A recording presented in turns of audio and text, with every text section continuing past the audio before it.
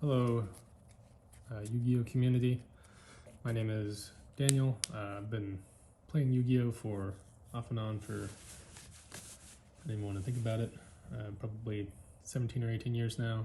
I quit for the last 10 years, started playing again at the beginning of this year because I have some degenerate friends that wanted me to play the team YCS with them.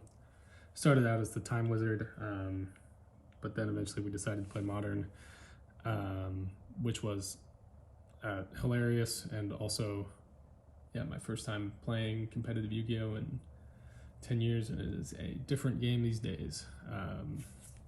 But still really fun. I think the game is heading in a good direction. The last year has been, ironically, a pretty bad year to get into it.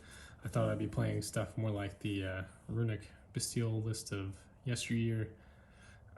Instead, I ended up playing Snake Eyes at that tournament, and U-Bell after that, because the only decks that are good are combo decks, or were good this year.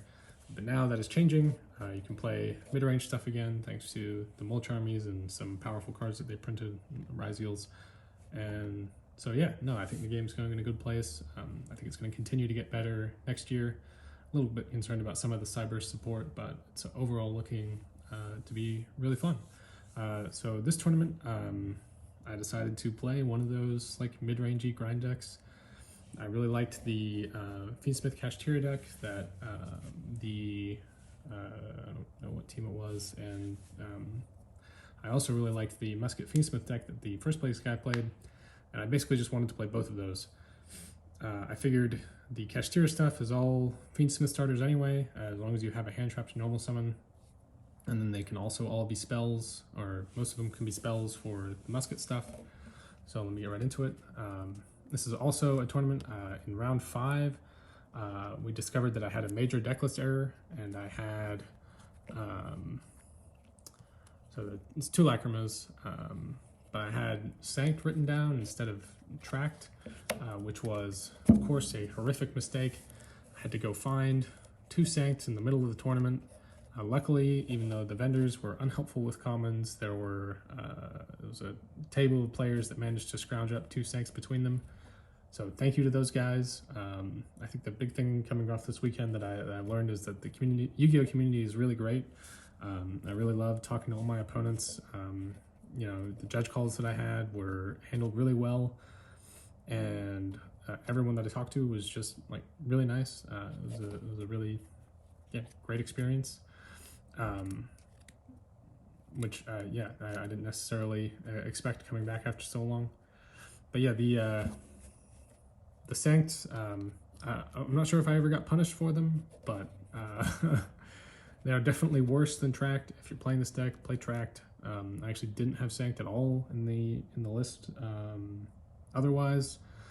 So this should in fact just be 2 Lacrima and then 2 Sanct.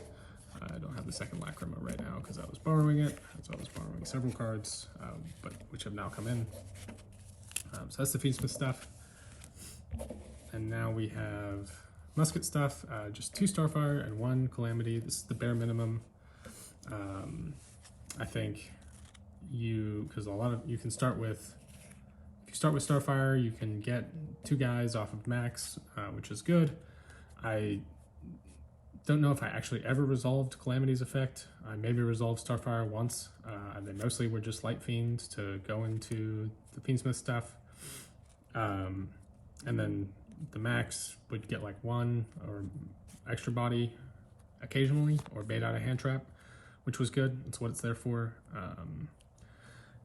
Your starting boards are never going to be that strong. And then I also played Kash cards, Unicorn, and Birth. So field spells, Fenrir, Unicorn, Birth. Idea here being that you can, if you start with Wraithsoth or Unicorn, it works well with the Musketeer stuff. It gets you more, gets you a spell to trigger the effects, and then all of your Kash stuff is also a 1-card starter or 1.5 card starter if you have a normal summonable hand trap on top of it. Part of why playing so many hand traps in this deck is good. So you end up with, I did some math before, but 6, 9, 6, 8, 17 one-card starters in the deck. Even though you're super low on engine relative to other lists, other decks out there, which is frankly amazing. So on top of that, I played 3 Fuelos, 3 Valor, 3 Ash Blossom, 3 Imperm, 3 Purge, and then 2 Nib, 2 Ghost Spell, 2 Ghost Mourner, and 2 Ghost Ogre. The hand trap stuff can be changed. I just was kind of lazy to change it at the last minute, which is why there's a bunch of 2-ofs in here. The one that I will argue for is I do like the Fuelos. Your worst matchups are really heavy engine decks.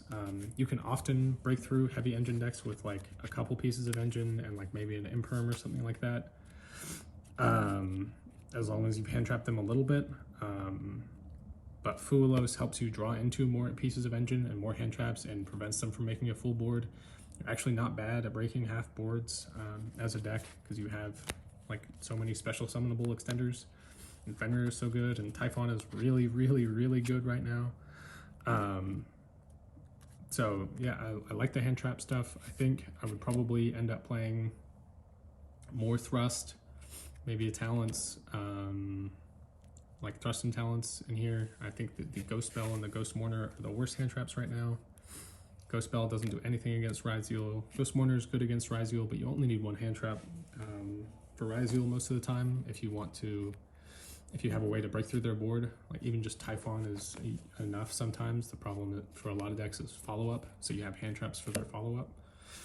But yeah, this could be like, you know, a few like power spells and maybe an extra Ghost Ogre. Ghost Ogre is very good right now, so I can see wanting to play more of them, although still not great against Malice, which is probably this deck's, yeah, not a great matchup, but I also never played against it. I played basically just against Ryzeal and a couple of rogue decks all day, which was, yeah, the Ryzeal, I beat every single pure Ryzeal I played. I only lost to Ryzeal Fiendsmith. I lost twice to Ryzeal Fiendsmith, once in round 2 to Triff, and then once again in top 32 to Matthew Ames. And the whole tournament Triff was telling me he was going to win the whole thing, and he did. The guy's got a lot of confidence, and he's a very good player, so congrats to him. And so yeah, so for the rest of the deck, the extra deck, I played Fiendsmith stuff, the 1 sequence, 2 Requiem, Agnum Day, the Necroquip, and 2 Desiree. I wouldn't change anything about this. You absolutely have to play 2 Requiem and 2 Desiree. It comes up all the time. Requiem, especially when you get hand trapped, like when you get ashed off of one of your, like if you haven't started with Engraver and you get ashed, you have to have the second Requiem in your graveyard, or you basically just lose, in your extra deck, or you just lose. The rest of the links, I played the Moon, of course, to get into it. I think if I wasn't playing Kashtira stuff, I wouldn't play the Moon. And then Max a lot of times is just an extra Light Fiend off of Musketeer, which is good on its own.